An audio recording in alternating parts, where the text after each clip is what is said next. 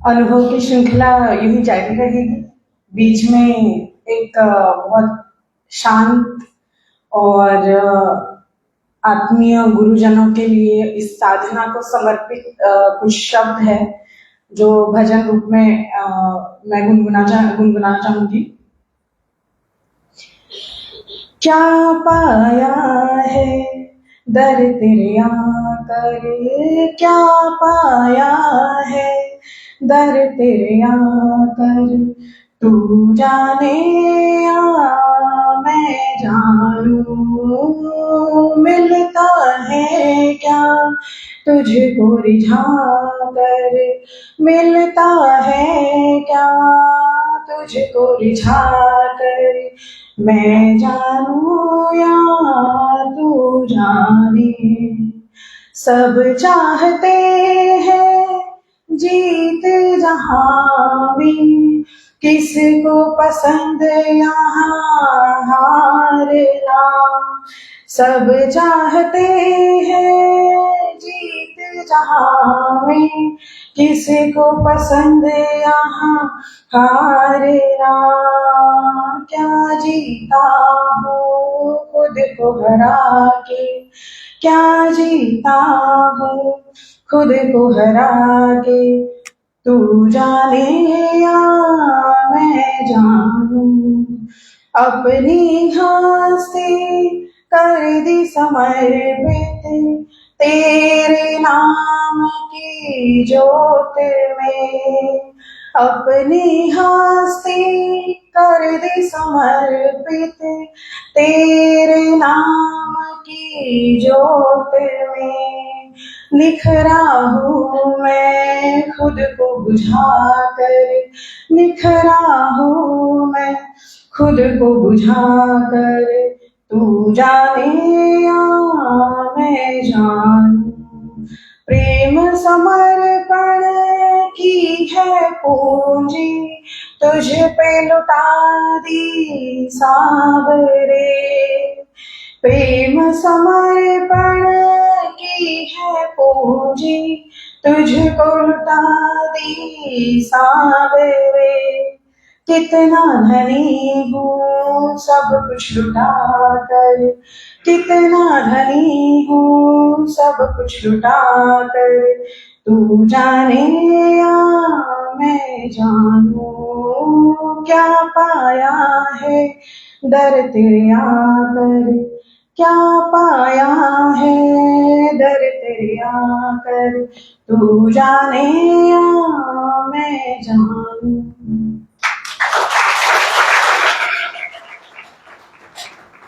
अनुभव के बारे में इन शब्द सुनने से इसलिए मैंने शुरुआत की कि शायद इससे अच्छे तरीके से अनुभव मैं नहीं बता पाऊंगी, इसलिए इस भजन का माध्यम मैंने चुना। मैं इस साधना से 2020 से जुड़ी। खामगांव मेरा मायका है, मैंने पहला शिविर वहां किया था। 2009 में मेरी जब डिलीवरी हुई थी, तब से मुझे सारी बीमारियां विद इन डिलीवरी, जब हम हॉस्पिटलाइज ही होता है तब से शुरू हो गई थी। मैं तो कई बार बोलती हूँ कि मेरी जबरदस्ती काट पीट की गई थी। सीजरियन से मुझे बेटा हुआ, तो 2009 से लेके जितनी सारी बीमारियां आप अभी सबसे सुनते होंगे उतनी सारी बीमारियां मुझे थी। और सबसे भयंकर एक तकलीफ जो हुई थी मुझे कि उसके 5 वर्ष तक मेरा मेंस्ट्रुअल जो पीरियड होता है वो पूरा साइकिल डिस्टर्ब हो गया था। बहुत मेडिसिन, और डॉक्टर तो इतनी मेडिसिन दे देते हैं कि मुझे ऐसा लगता है कि पता नहीं उनको क्या ही मिलता होगा, लेकिन मेडिसिन मेडिसिन मेडिसिन। और मैं बचपन से थोड़ी विद्रोही किस्म की हूँ। किसी ने बोला कि ये काम नहीं करना है तो पहले वो करके देख लो। तो दवाइयों के प्रति थोड़ी सी नकारात्मकता बढ़ती जा रही थी। बाकी ध्यान और सेवा की घर में वैसे परंपरा हमको बचपन से, मारवाड़ी फैमिलीज में शायद पता होगा, ये हर चीज से चलता रहता है। लेकिन उसका शायद सहारा था माता पिता का जो भी संस्कार होता है वो एक था, और गुरुजनों का आशीर्वाद बचपन से मिला। उनके आशीर्वाद से ही 2020 में मैंने ये शिविर ज्वाइन किया। तो थानवी आंटी है, बहुत लोग पहचानते होंगे। मैंने आंटी को सिर्फ एक ही वर्ड बोलता कि आंटी मैं खाए बिना नहीं रह सकती। आप मुझे जो भी दे देना, कड़वा कच्चा जैसे भी दे देना, मैं उसको खाए बिना नहीं रह सकती। तो आंटी बोल रही थी कि बस तू टिकट कटा आ जा, तुझे मैं इतना खाने दूंगी कि तू खा ही नहीं पाएगी। और सच में मैंने 2020 को पहला दिन किया, दूसरे दिन मुझे शाम से कम 50 मतलब 25 बार तो लूज मोशन हुए होंगे, और उल्टियां तो मैं गिन ही नहीं सकती कितनी हुई होंगी।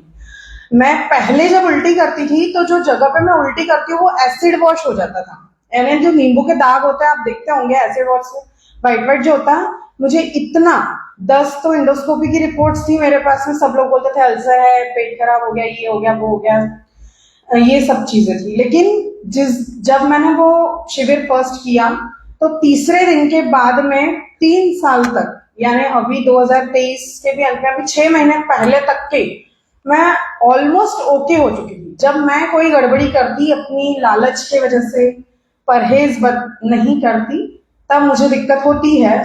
ईमानदारी से मैं यहाँ बता रही हूँ कि यदि मैंने बहुत नालायकी की तो मुझे बिल्कुल दिक्कत होती है। लेकिन सबसे अच्छी और बुरी आज दोनों बातें मैं जल्दी जल्दी बताना चाहूंगी। साधना में होते हुए, साधना को बहुत अच्छे से अपनाते हुए 3 साल तक उसको पूरा फॉलो किया, लगता भी नहीं था कि मैं वही हूँ, यानी पूरी बॉडी चेंज होना वो जो अनुभव था वो मैंने बहुत अच्छे से किया। लेकिन फिर भी इन 6 महीनों में मैंने पता नहीं क्यों साधना से थोड़ा सा मेरा संपर्क टूटा, और उसका तुरंत जो असर मेरे जीवन में दिखा, सिर्फ ना तप से ही नहीं, सेवा से, सुमिरन से, सेवा यानी जो दशांश की होती है उससे तो नहीं टूटा, लेकिन बाकी जन सेवा से वगैरह थोड़ा सा संपर्क कम हुआ, तो तुरंत मुझे भगवान जी ने यहाँ भेज दिया कैंप करने के लिए कि भाई तुम यही ठीक कराओ।